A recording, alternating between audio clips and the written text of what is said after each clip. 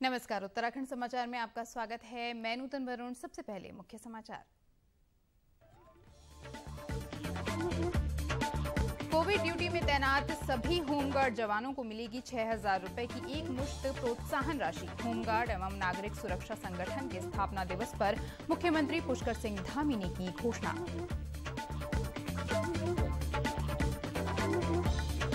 मुख्यमंत्री ने आंगनबाड़ी कर्मियों को व्यक्तिगत 2 लाख रुपए दुर्घटना बीमा देने का किया ऐलान। नॉन NFSA कार्ड धारकों को मार्च 2022 तक 10-10 किलो गेहूं और चावल कराया जाएगा उपलब्ध। देश में पात्र आबादी के 50% से अधिक का पूरा हुआ कोविड टीकाकरण। प्रदेश में कोरोना के बढ़ते मामलों के मद्देनजर शुरू हुई रैंडम टेस्टिंग।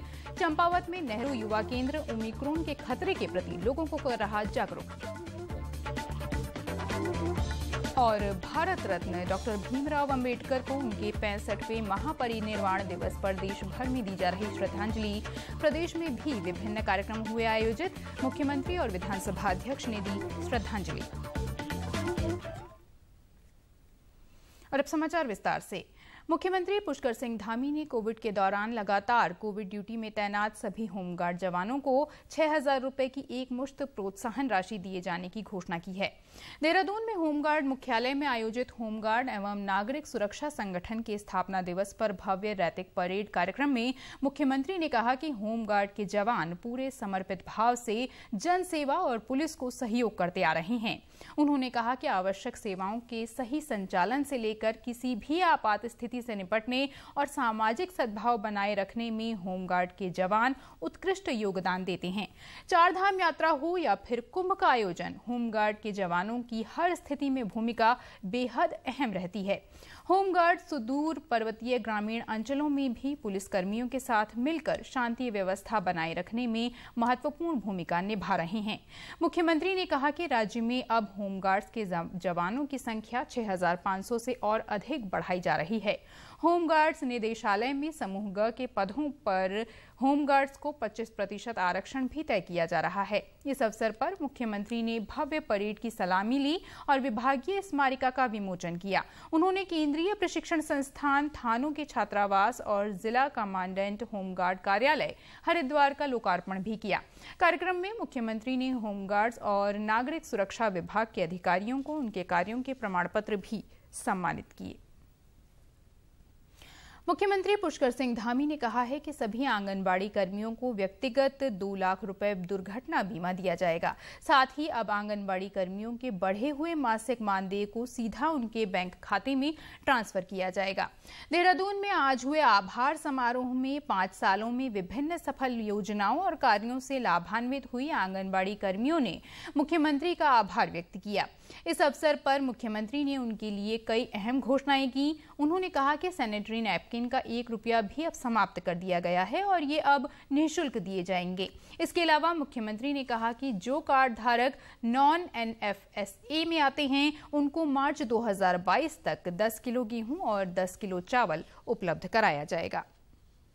पिछले दिनों ये तय किया था कि हमारी सभी आंगनबाड़ी बहनों का जो मानदेय है उसको हम बढ़ाएंगे, क्योंकि बहुत विषम परिस्थितियों में वो काम करती हैं, लगातार रिस्क फैक्टर में रहती हैं।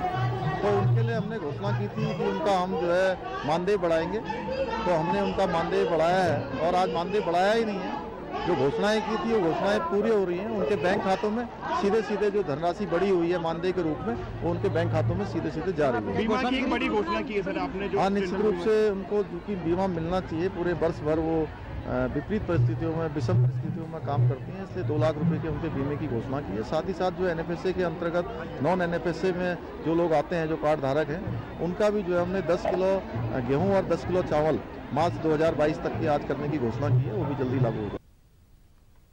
इस अवसर पर महिला सशक्तिकरण एवं बाल विकास मंत्री रेखा आर्य ने विभाग द्वारा 5 सालों से चलाई जा रही सभी योजनाओं के बारे में विस्तार से जानकारी दी। उन्होंने कहा कि आंगनबाड़ी कर्मियों के मानदेय में बढ़ोतरी से वे बेहद खुश हैं और इसलिए इस कार्यक्रम के जरिए सरकार का आभार व्यक्त कर रही हैं। उन्होंने कहा कि आंगनबाड़ी कर्मियों की अन्य मांगों पर भी विचार किया जाएगा।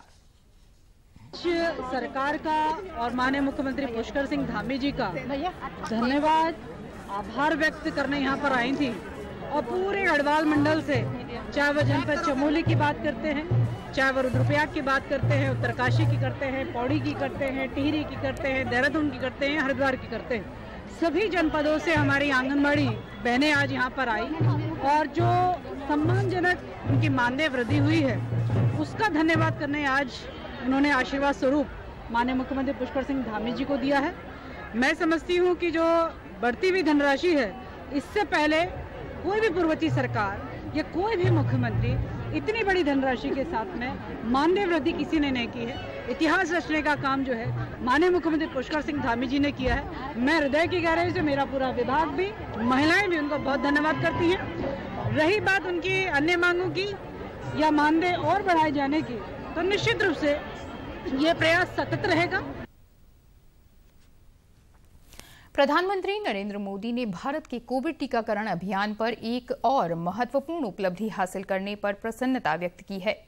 देश के पात्र आबादी के 50% से अधिक को अब पूरी तरह से टीका लगा दिया गया है। स्वास्थ्य और परिवार कल्याण मंत्री डॉक्टर मनसुख मांडविया के एक ट्वीट के जवाब में प्रधानमंत्री ने कहा कि कोविड-19 के खिलाफ लड़ाई को मजबूत करने के लिए इस गति को बनाए रखना महत्वपूर्ण है। प्रधानमंत्री ने लोगों से मास्क पहनने और सुरक्षित दूरी बनाए रखने सहित अन्य सभी कोविड संबंधी उचित व्यवहार का पालन करने का आग्रह किया।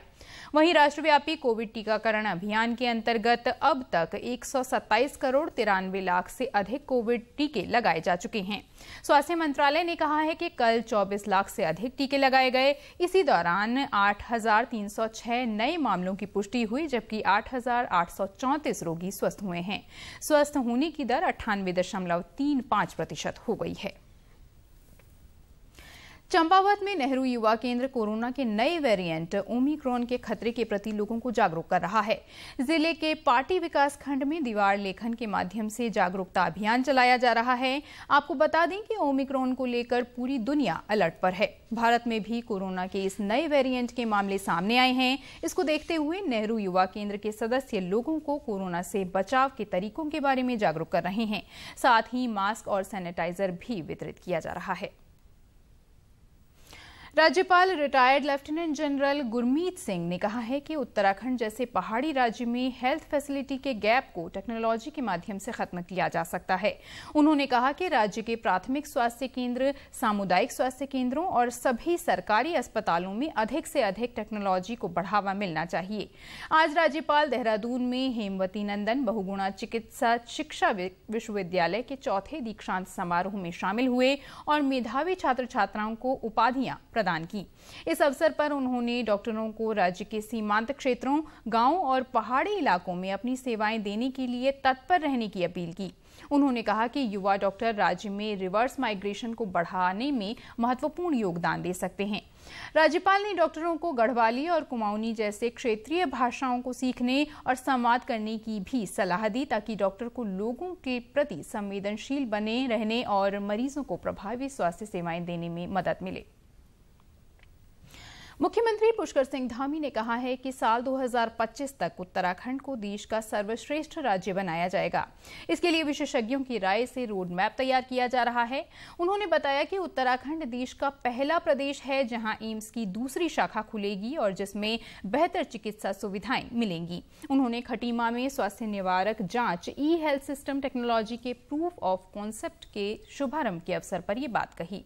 उन्होंने कहा कि आयुष्मान योजना के तहत 5 लाख रुपए प्रति व्यक्ति प्रति वर्ष चिकित्सा का लाभ दिया जा रहा है।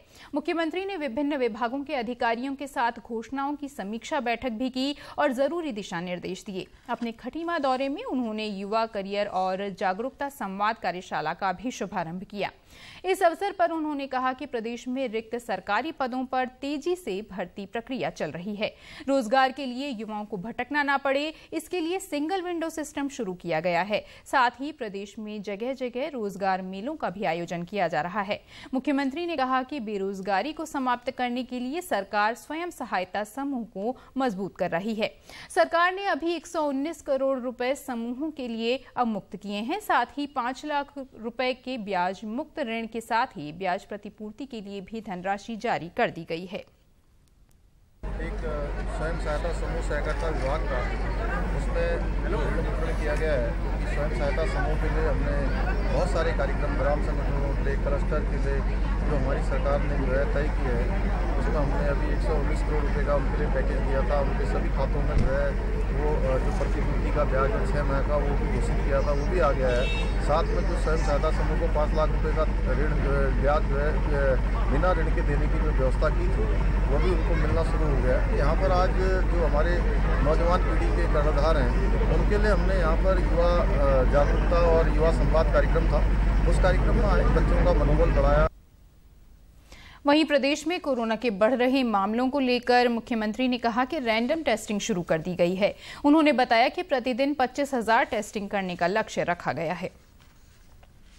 अभी रैंडम टेस्ट हम शुरू करवा दिए हैं। रैंडम टेस्ट के साथ साथ अभी हमारा लक्ष्य है कि एक दिन में 25,000 लोगों का टेस्ट हो, और जो हवाई अड्डे हैं, रेलवे स्टेशन है, अन्य स्थान है, ऐसे स्थानों पर जो कोरोना के प्रोटोकॉल है, उन प्रोटोकॉलों का पालन किया जाए, जिससे कि हम जान माल के साथ किसी प्रकार का कोई भी समझौता नहीं चाहते हैं। उस दिशा में हम जरूरी कदम उठा रहे हैं। उसके लिए भी हम गाइडलाइन बना रहे हैं। राष्ट्र आज भारत रत्न डॉक्टर भीमराव अंबेडकर को उनके 65वें महापरिनिर्वाण दिवस पर श्रद्धांजलि अर्पित कर रहा है। राष्ट्र निर्माण में उनके योगदान के प्रति कृतज्ञता व्यक्त करने के लिए कोविड दिशा निर्देशों का पालन करते हुए देश भर में कई कार्यक्रम आयोजित किए जा रहे हैं। राष्ट्रपति रामनाथ कोविंद, उपराष्ट्रपति एम वेंकैया नायडू और प्रधानमंत्री नरेंद्र मोदी ने आज नई दिल्ली में संसद भवन परिसर में बाबा साहब को श्रद्धांजलि अर्पित की। उपराष्ट्रपति ने अपने संदेश में कहा है कि बाबा साहब एक महान राष्ट्रवादी, समाज सुधारक, कानूनविद और लोकतंत्र के प्रबल समर्थक थे। श्री नायडू ने कहा कि वो शोषितों के मसीहा थे और उन्होंने अपना पूरा जीवन समाज में जाति प्रथा के उन्मूलन के लिए समर्पित कर दिया था। उन्होंने कहा कि संविधान का मसौदा तैयार करने में उनके उत्कृष्ट योगदान के लिए राष्ट्र डॉक्टर अंबेडकर का ऋणी रहेगा। प्रधानमंत्री नरेंद्र मोदी ने पिछले महीने आकाशवाणी से मन की बात कार्यक्रम में कहा था कि बाबा साहब ने अपना संपूर्ण जीवन देश और समाज की सेवा में समर्पित कर दिया।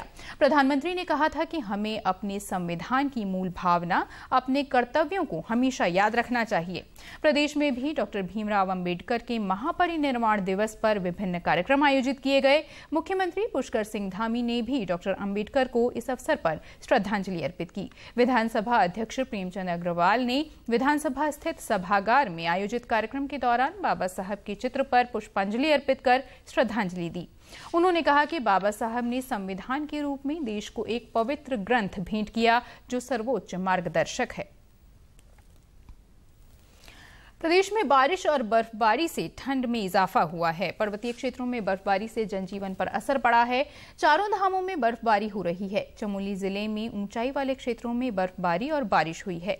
बद्रीनाथ, हेमकुंड, फूलों की घाटी, रूपकुंड, रुद्रनाथ सहित ऊंचाई वाले पहाड़ियों पर हिमपात हुआ है। आज देहरादून के पर्वतीय क्षेत्रों में भी कहीं कहीं बारिश की खबर है। अल्मोड़ा में भी बारिश से तापमान में गिरावट दर्ज की गई है। उधर नैनीताल में बादल छाए हुए हैं और रुक रुक कर बारिश हो रही है। पर्यटक ठंड का लुत्फ उठा रहे हैं। मौसम विभाग के पूर्वानुमान के मुताबिक आज प्रदेश के पर्वतीय क्षेत्रों में जगह जगह हल्की बारिश और बर्फबारी हो सकती है। उत्तरकाशी, टिहरी, रुद्रप्रयाग, चमोली और पिथौरागढ़ जिलों में कहीं कहीं गरज और चमक के साथ बारिश हो सकती है। 2500 मीटर और उससे अधिक ऊंचाई वाले स्थानों पर बर्फबारी होने की भी संभावना है।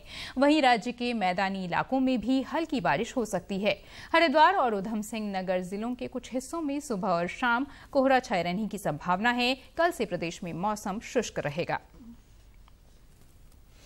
राज्यपाल retired lieutenant general Gurmeet Singh ने कहा है कि सैनिक किसी भी देश की सबसे बड़ी संपत्ति होते हैं।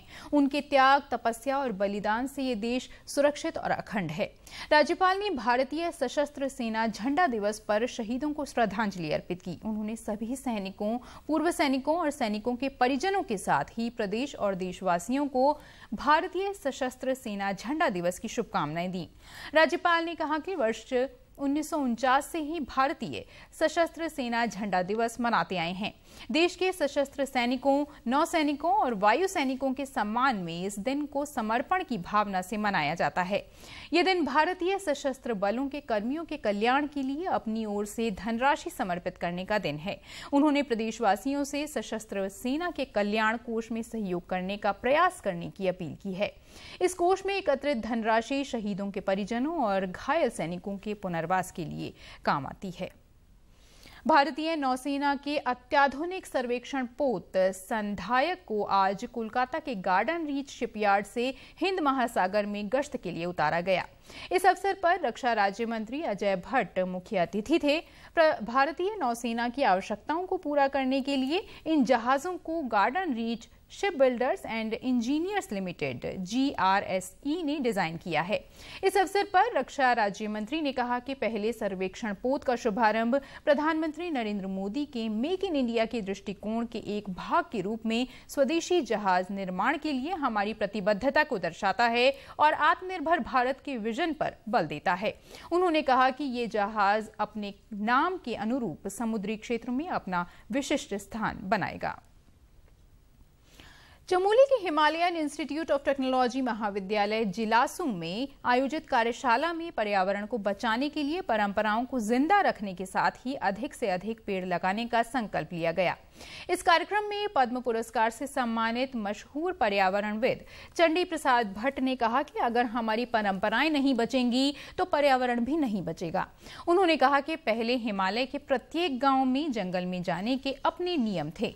हिमालय के तीर्थों और धामों में भी अति सीमित संख्या में श्रद्धालु आते थे, लेकिन आज परंपराएं टूट रही हैं, जिससे परंपरागत चीजों और धरोहरों पर संकट आ गया है। चंडी प्रसाद भट्ट ने कहा कि धीरे धीरे हिमालय की बर्फ समाप्त हो जाएगी और नदियां पूरी तरह से सूख जाएंगी, जिससे नदियों के किनारे बसे शहरों और गांवों पर भी संकट आ जाएगा। उन्होंने पर्वतीय क्षेत्रों में बार बार आ रही आपदाओं पर चिंता जाहिर की। हिमालय में और अपने उत्तराखंड में जो आपदाएं इत्यादि होने से वे के बारे में हमारी लगातार चर्चा होने से अब ये आपदाएं कम हुई और ये के वास्ते कई रंगा कार्यक्रम सरकारों द्वारा उठाया जाने से ये पर मुख्य रूप से चर्चा हुई।